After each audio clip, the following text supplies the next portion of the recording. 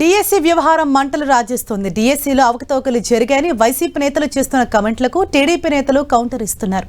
ఉద్యోగాలు అమ్ముకోవటం జగన్ నైజం అంటూ ఘాటుగా రిప్లై ఇస్తున్నారు. డిఎస్సీలో ఉద్యోగాలు పొందిన తర్వాత కావాలనే రాద్ధాంతం చేస్తున్నారని రివర్స్ కౌంటర్ అటాక్ ఇస్తున్నారు.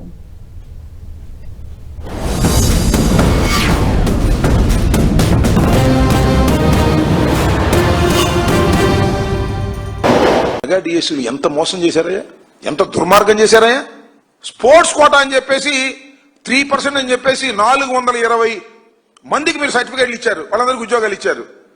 సర్టిఫికేట్ ఒక్కొక్కటి 10 లక్షలు 15 లక్షలకు అమ్ముకున్నారే లవ్ క్యాష్ గారు అమ్ముకుని వసూలు చేసుకున్నారే. ఇంతకన్నా దౌర్భాగ్యం ఏమైనా కావాలా? నిరుద్యోగి భృతి ఇవ్వకపోయావు.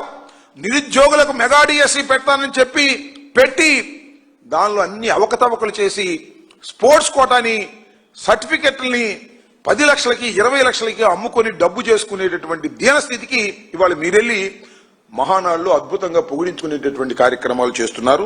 ప్రతి ఒక్కరు కూడా దాదాపు 16,347 మంది ఉపాధ్యాయులు విధులు నిర్వహిస్తుండగా ఇప్పుడు కొత్తగా రాష్ట్రంలో ఎవరికీ లేని సమస్యను తెరమూతకు తీసుకొచ్చి ఉపాధ్యాయ నియామకాలు అక్రమాలు జరిగాయని చెప్పి గత 3-4 రోజులుగా రచ్చరాద్ధాంతం చేస్తూ ఉన్నారు.